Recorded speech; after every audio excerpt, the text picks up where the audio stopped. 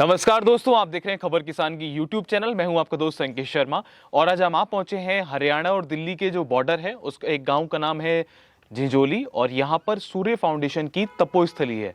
जी हाँ, इसको आप साधना स्थली भी कह सकते हैं, तपोस्थली भी कह सकते हैं। यहाँ कई तरीके के प्रशिक्षण दिए जाते हैं, चाहे वो गौ संवर्धन पर हो, गायों की कैसे सेवा की जाए, कैसे उनकी रखवाली की जाए, कैसे उसकी ब्रीडिंग हो। तो इस तरीके की कई सारी महत्वपूर्ण जानकारियां व आजकल जैसा कि हम सभी को पता है कि गाय से निकलने वाले गोबर से जो उत्पाद होते हैं, जैसा कि मेरे सामने रखे हैं, और ये कैसे बनाए जाते हैं। तो हमारे साथ मौजूद हैं गौतम जी। गौतम जी, अपना एक परिचय दीजिए। आप किस संस्थान से जुड़े हुए हैं और आप क्या काम करते हैं?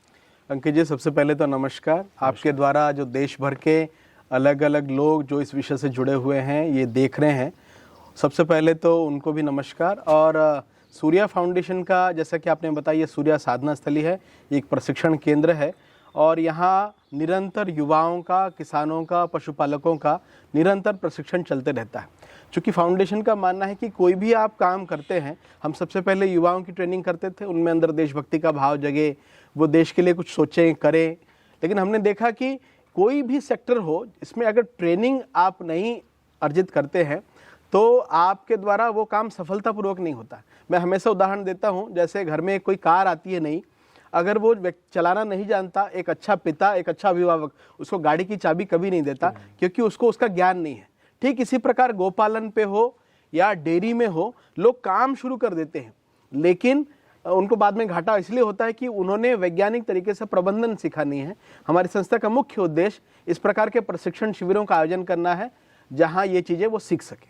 जी, और इस तरीके के साथ साथ जैसे आपने बताया कि सूर्य फाउंडेशन काम कर रहा है गौ संवर्धन पे, तो किस किस तरीके की मुख्यतः आप ट्रेनिंग देते हैं लोगों को? देखिए, मेन जब हम उसके मूल में जाएं, प्रशिक्षण, गोपालन, इसका मूल क्या है, आज हम देखते हैं इसकी आवश्यकता, सबसे पहले की जरूरत क्या है।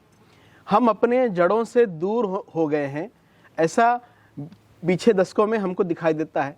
और तो हमारी जड़ें कहाँ हैं? हमारी जड़ें हैं आध्यात्म में, हमारी जड़ें हैं प्रकृति में। और प्रकृति यानी गाय, प्रकृति यानी पशु, प्रकृति यानी पेड़ पौधे, प्रकृति यानी खेती। जो हमें देता है, परस्पर कुछ ना कुछ हमको देता है। बिल्कुल, ये गोल्डन ट्रायंगल है और इससे हम अलग हो गए हैं। अलग हो गए यानी अर्थ और काम के पीछे भाग करके हमने धर्म और मोक्ष को छोड़ दिया, जो चार पुरुषार्थ है। तो इसका दुष्परिणाम हम देखते हैं कि किस प्रकार से। बहुत अच्छा एक शेर कोई कहते हैं, एक बहुत अच्छे शायर है, वो कहते हैं कि ये जो राशन की दुकान पे लाइन लगा रहा हूं मैं, कुछ और नहीं, अपने खेतों से अलग होने की सजा पा रहा हूं मैं। बहुत सुंदर। तो ये सजा हमको मिल रही है, प्रकृति किसी न किसी रूप में वो रिवर्ट कर रही है हमें। लेकिन अब उसका उपाय क्या है? उसका उपाय ये है, हम अपनी मूल से जुड़े। इसका मतलब ये नहीं, कई लोग ये सोचते हैं कि हम फिर से उसी दकियानुसी परंपरा में आ जाए, वही चीजें करें, नहीं। लेकिन जो हमारे मॉरल वैल्यूज थे, जो आज कहीं ना कहीं परिवार, एकल परिवार हो गए हैं, वो कम दिखाई दे रहे हैं। जो हमारा प्रकृति का संबंध था वो कम हो गया है। इस चीज को जोड़ने का काम, इस चीज को बढ़ाने का काम, ये कैसे बढ़े, ये हमारा मुख्य उद्देश्य इस प्रशिक्षण के माध्यम से है। और उसके लिए सही प्रकार से प्रबंधन हो, उसके प्रकार से ट्रेनिंग हो। तो हम यहाँ ये प्रोवाइड करते हैं कि प्रकृति के साथ तारतम्य कैसे करते हुए आप अपने जीवन शैली को कैसे विकसित करें। जैसे हमने यहाँ देसी गाय का संवर्धन के रूप में बात की। आज डेयरी सेक्टर गायों के रूप में दूध को बढ़ाने का बहुत बड़ा काम देश भर में अलग अलग संस्थानों के द्वारा हो रहा है। लेकिन हमारे जो मूल गाय है, जो भारतीय नस्ल की गाय है, वो कैसे संवर्धित होकर आगे बढ़े, इस विषय पर हम काम कर रहे हैं। हम लेटेस्ट टेक्नोलॉजी का उपयोग कर रहे हैं। हम वो पुरातन बातें भी सोच रहे हैं, जो नंदी से संवर्धन कैसे होता है, और हम सॉर्टेड सीमन और IVF, ETT पर भी यहाँ काम कर रहे हैं। यानी नए टेक्नोलॉजी का वैज्ञानिक ढंग से उपयोग करने के साथ साथ अपनी पुरानी बातें को छोड़ना नहीं है। ये दोनों का समन्वय करते हुए कैसे गौ संवर्धन हो, इस पे हम काम कर रहे हैं। ठीक इसी प्रकार जैविक कृषि में गाय जो है वो भूमि का आधार है, इस विषय को हम मानते हैं। और इसके लिए जीवामृत, घन जीवामृत, अभी पिछले दिनों नेचुरल फार्मिंग पे बहुत बड़ा कार्यक्रम प्रधानमंत्री जी के नेतृत्व में हुआ। उसमें देखा कि गाय है जो भूमि का आधार है। गाय से निकलने वाला गोबर, गोमूत्र, ये भूमि के लिए संजीवनी है। ये चीजें भूमि में जाएगी तो भूमि की पोषकता बढ़ेगी। कार्बन लेवल घट गया है भूमि का, और भूमि में जो उत्पादन हो रहा है, आज आप देखिए हमारा स्टैंडर्ड नहीं है कि हम बाहर एक्सपोर्ट करें अपने अनाज, अपने दूध, हम बाहर एक्सपोर्ट करने के काबिल नहीं है। क्यों? वो हमारे पैरामीटर्स को सूट ही नहीं करता है। तो इसीलिए हम कौन कौन से तत्व को भूमि में डाले, भूमि बंजर हो गई तो वो देगी क्या हमको। तो ऐसी चीजों का प्रयोग वैज्ञानिक ढंग से हम सीखें और वो चीज़ें सिखाने का प्रयास हम यहाँ करते हैं। क्या लगता है आपको, जैसे आज की दौर में बात करें तो जो युवा हैं वो काफ़ी जैविक खेती को, नेचुरल फार्मिंग को, पर्माकल्चर को और देसी गायों पे बहुत काम कर रहे हैं, लेकिन अक्सर लोगों का ये मानना रहता है कि जो देसी गाय से बने उत्पाद हैं या देसी गाय से निकलने वाला दूध है, उससे बाज़ार में डिमांड तो है लेकिन उनको वो प्रॉपर रेट नहीं मिल पा रहा है। तो आपको क्या लगता है कि कहाँ पर काम करने की ज़रूरत है? कहीं अक्सर मार्केट में लोगों को सही गाइडेंस नहीं मिल पा रहा है, तो इसके कारण ऐसा हो रहा है, या वो केवल वीडियोस देख देख के इस प्रोग्राम की तरफ आ रहे हैं, ऐसे बिजनेस स्टार्ट कर रहे हैं? तो उनको क्या लगता है, आपको अपने पर्सनल अनुभव के अनुसार क्या लगता है कि कहाँ उनमें ट्रेनिंग की कमी है या किस चीज़ का अभाव है? देखिए, मुझे लगता है मार्केट तो है, क्योंकि हर व्यक्ति शुद्ध भोजन की तलाश में है। ये जो अन्न का जैसा खाए अन्न वैसा होवे मन, लोग कहते ही हैं, परंपरा से चला रहा है, लेकिन सही अन्न की तलाश में सब लोग हैं। खासकर से जो कोरोना काल हुआ उसके बाद से इम्यूनिटी बढ़ाना हर कोई चाहता है जी। और वो इम्यूनिटी कहाँ है? इम्यूनिटी देखते हैं हम देसी गाय में है, वो हमारे देसी खेती में है, जिसको प्राकृतिक खेती, जिसको ऋषि खेती कहते हैं। लोगों को अवेयरनेस करने की सबसे बड़ी आवश्यकता है। आपने अपना डेयरी सेटअप कर लिया, लेकिन आपने केवल ये सोचा कि आपके यहाँ आकर के कोई दूध लेकर जाए, आपको प्रयास ना करना पड़े, तो ये नहीं हो सकता। आपको काम करना पड़ेगा अवेयरनेस के लिए। उनको देखिए, अच्छी बातों को प्रचार करना पड़ता है, बुरी बातों तो लोग एक्सेप्ट कर ही लेते हैं, लेकिन अच्छी बातों को प्रचार करना पड़ता है। मार्केटिंग सिस्टम कैसा अपना अच्छा हो, वो प्रचार सही, हम उन लोगों तक ये बात पहुंचा सके मेरा प्रोडक्ट सही है, उसमें कोई मिलावट ना हो। और जिस दिन ये बात उनको समझ में आ गई, उपभोक्ता को, कि नहीं 2 पैसा 5 पैसा महंगा है, 5 रुपए महंगा है, फिर भी ये प्रोडक्ट अच्छा है, तो वो जरूर लेगा। अपने लिए नहीं तो अपने परिवार के लिए, अपने बच्चे के लिए जरूर उपयोग करेगा। क्या आप ये भी बताते हैं, अक्सर लोग हमसे वीडियो के माध्यम से पूछते हैं कि असली देसी गाय, चाहे वो गिर हो, साहिवाल हो, थारपारकर हो, राठी हो, कहाँ से खरीदें? इसके बारे में जानकारी देते हैं या ऐसे ट्रेडर से आपके संपर्क में हैं? देखिए, हम खरीद बेचने का काम तो नहीं करते हैं, लेकिन ऐसे बहुत सारे लोग हैं जो इस पर काम कर रहे हैं। हम उनका पता भी बताते हैं कि वहाँ पर जाइए, वहाँ आपको मिलेगा, तो उनसे जोड़ने का काम हम करते हैं। जी। और अक्सर लोगों को ये धोखा हो जाता है, लोगों को, जैसे मैंने इस कारण से ये क्वेश्चन आपसे पूछा, क्योंकि लोग कहते हैं कि हमें पता ही नहीं है कि सही कीमत क्या है। तो आप ये बता सकते हैं हमारे दर्शकों को कि एक देसी गाय, चाहे वो गिर हो, साहिवाल हो, उसकी क्या कीमत क्या होती है? देखिए अंकित जी, इसमें गाय की कीमत की जहाँ तक बात करें तो ये कहना मेरे लिए भी बहुत दुविधाजनक होगा, क्योंकि गाय की कीमत कोई कैसे बता सकता है? ब्रीड के ऊपर निर्भर है। मैं पिछले दिनों संत नगर, जीवन नगर की यात्रा में गया तो मैंने देखा 2 लाख की भी गाय यहाँ लोग लेते हैं और करते हैं। पिछले दिनों सूरतगढ़ में एक ऑक्शन हुआ, आपने देखा होगा कि 2.25 लाख की एक देसी गाय जिसके 3 थन है जी, वो बिकी। तो इसकी गाय की कोई कीमत नहीं बता सकता, लेकिन हाँ, मैं ये आग्रह करूंगा कि हाँ, गाय की कीमत की जो बात करूंगा तो मेरा ये प्रयास है, जो हमने किया भी है, कि आपको कुछ मिक्स राठी, जैसे साहिवाल पे आप काम करना है तो राठी साहिवाल मिक्स गंगानगर, बीकानेर, लुनकरनसर इस एरिया में मिलता है। आबोहर, फाजिल्का पंजाब के एरिया में मिलता है, वहां से लेकर आए। अच्छे नंदी का प्रयोग करें, अच्छे सीमन का प्रयोग करें, तो आने वाली संतति वो सामान्य रेट में मिल जाती है। वो 50,000 से लेकर 70,000 के बीच में, या 40,000 से लेकर 60,000 में मिल जाती है। वो लेकर आए, अच्छे नंदी का प्रयोग करें, तो आने वाली प्रोजनी वो आपकी अच्छी आएगी। अपनी अच्छी गाय कोई देगा नहीं, और देगा तो मनमाना रेट वो लेगा, क्योंकि उसने उसका संवर्धन किया है। तो या तो अच्छी कीमत देकर के आप ले, या सामान्य गाय लेकर के उसे अच्छी नंदी का, सीमन का प्रयोग करें, आपके आने वाली संतान बहुत श्रेष्ठ होगी। तो ये आप ब्रीडिंग में सबसे पहला फार्मूला ये कर सकते हैं। दूसरा, जो आपने सक्सेसफुल डेयरी फार्मर की बात बताई कि कैसे हम अपने डेयरी को सक्सेसफुल बना सकते हैं, एक तो अपने दूध का सही कीमत आपको मिले, उसके लिए प्रचार प्रसार। सबसे पहले आपको ये भरोसा दिलाना पड़ेगा उपभोक्ता को कि मेरा माल जो है, मेरा सामान जो है वो सही है, तो इसके लिए अवेयरनेस कैंपेन। और दूसरा, आपको अगर रेट सही नहीं मिलता, सामान्य रेट है, तो आप ब्रीडिंग पे काम करिए। जैसे मैंने बताया, अच्छे नंदी का उपयोग करके अच्छे संतति, अच्छी गाय, अच्छे बछिया आपके अगर होगी, अच्छे बुल होंगे, तो लोग जरूर लेंगे और आपकी एक चेन बनती चली जाएगी। एक चेन बनती जाएगी कि आपको विश्वास हो जाएगा कि यहाँ से जो गाय या बछिया मिलेगी वो श्योरिटी की बहुत अच्छी होगी। जैसे हम देखते हैं कि नूर महल की गाय बहुत बढ़िया है, जैसे हम देखते हैं सीसीबीएफ सूरतगढ़ की ब्लड लाइन बहुत अच्छी है, जैसे हम देखते हैं जीवन नगर, संत नगर, भैणी साहब की ब्लड लाइन बहुत अच्छी है, कुछ अच्छे ब्रीडर की गाय भी बहुत अच्छी है।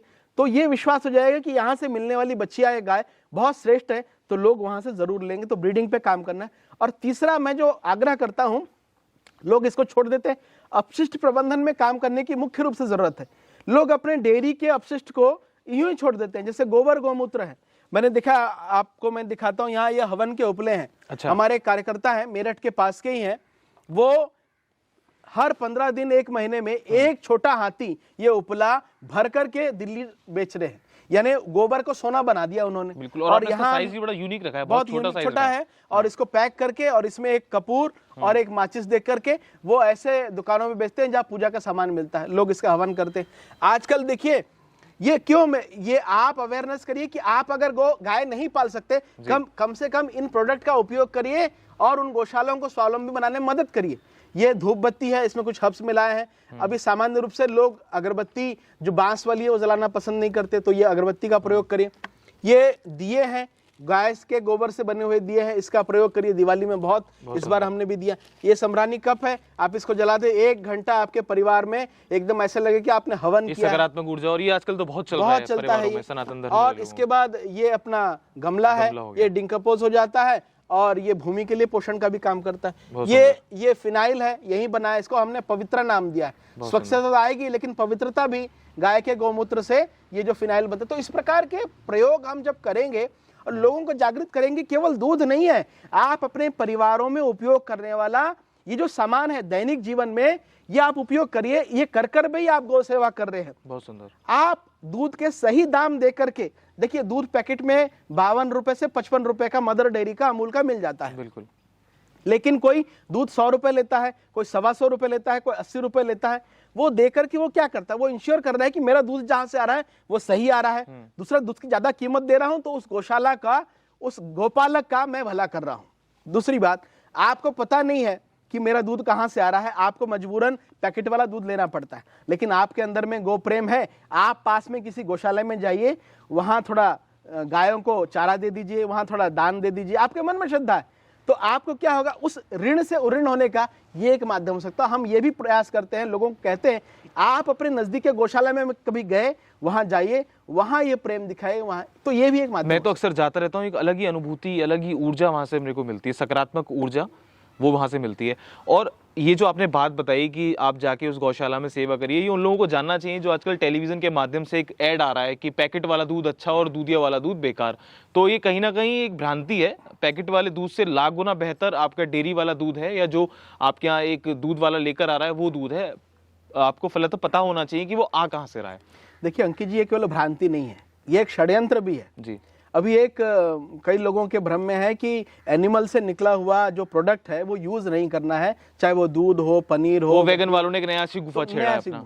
तो ये क्या है, ये एक ठीक है, आपकी अपनी एक सोच है, लेकिन क्या आप ये करके जो करोड़ों लोग पशुपालन पर आधारित है, अपनी जीवनचर्या चला रहे हैं, उनको आप लात मार रहे हैं, उनके पेट पर आप लात मार रहे हैं, उनका रोजगार छीन रहे हैं। तो ये एक बहुत बड़ी षड्यंत्र है, एक सोच का फर्क है। मैं तो कहता हूं ये ठीक है जिन लोगों को लगता है, लेकिन गाय अपने आप में संपूर्ण है, उसका दूध अपने आप में संपूर्ण है। और आपने जहां बात की सुकून की बात, आपने देखा आप मीडिया जगत से भी जुड़े हुए हैं, पिछले दिनों जी न्यूज में भी एक टॉपिक आया काउ कडलिंग का। लोग गाय को गला लगाने, गाय का हाथ फेरने के लिए लोग पैसा देते हैं। तो इस प्रकार के एक बहुत बड़ा कॉन्सेप्ट है, गाय के पास जाने से वो जो ऊर्जा मिलती है जी, उसको अपने आप में एक सकारात्मक ऊर्जा लोग प्राप्त करते हैं। देश के युवाओं को क्या संदेश देना चाहेंगे, हम अपने चैनल के माध्यम से क्या संदेश देना चाहेंगे कि देश के युवा जैविक खेती में, गौ संवर्धन पर काम करें, इस इंडस्ट्री में आएं और इस इंडस्ट्री में अपना आगे बढ़े? अंकित जी, मैं जो पिछले 2-3 वर्षों से देख रहा हूँ, युवा वर्ग इस ओर आकर्षित है। और केवल मैं बताना चाहूंगा यूट्यूब देखकर ही आकर्षित नहीं है, या वो देखता है कि किसी का दूध 80 रुपए 180 रुपए लीटर बिक रहा है, 200 रुपए मैं भी बिका, केवल यही नहीं है। ये वास्तव में आने वाला युग खेती का, पशुपालन का युग है। आप देखिए हमारे अलग अलग शुरुआत हो चुकी है, क्रांति छिड़ चुकी है। अलग अलग वक्ता, अलग अलग वैज्ञानिक कहते हैं आज इथेनॉल की बात चल रही है, आज जैविक ईंधन की बात चल रही है, आप गाय के, शुद्ध गाय की A2 दूध की बात चल रही है, ब्रीडिंग की बात चल रही है। ये क्यों ये चल रहा है कि आने वाला समय इसी का है। और इसकी शुरुआत में जो लोग इसके साथ जुड़ गए, देखिए चीजें सामान्य होती है और कोई जुड़ता है तो उसका लाभ उतना नहीं मिलता, लेकिन शुरुआत में जिन लोगों को ये बात समझ में आ गई, जिन लोगों ने प्रबंधन सही कर लिया, वो चीजें इस लोग में जाते हैं, उसका लाभ जरूर मिलता है और मिल भी रहा है। मैं ऐसे हजारों युवाओं को जानता हूं जो इस फील्ड में काम कर रहे हैं और बहुत सफल हो रहे हैं। बहुत अच्छी बात बताई गौतम जी ने। और हम थे आज यहाँ पर सूर्य फाउंडेशन की तपोस्थली कह लीजिए इसको, और यहाँ पर तो आशा करते हैं आपको हमारी वीडियो पसंद आएगी। अगर आप भी गौतम जी से जुड़ना चाहते हैं, इस फाउंडेशन से जुड़ना चाहते हैं और इस प्रकार की ट्रेनिंग आप लेना चाहते हैं, तो नीचे डिस्क्रिप्शन में और कमेंट बॉक्स में हम पूरी डिटेल आपको यहाँ की दे देंगे। एक बार आप आइए, यहाँ का भ्रमण करिए, जो आपको सुकून मिलेगा वो मैं अपने शब्दों में बयान नहीं कर सकता, आपको खुद आके यहाँ पे उसकी अनुभूति करनी होगी। तो बने रहिए हमारे साथ, देखते रहिए खबर किसान की यूट्यूब चैनल। अगर आपने हमारा चैनल सब्सक्राइब नहीं किया है तो उसको प्लीज सब्सक्राइब करें और इस वीडियो को अधिक से अधिक शेयर करें। धन्यवाद। जय हिंद, जय माता, गौ माता।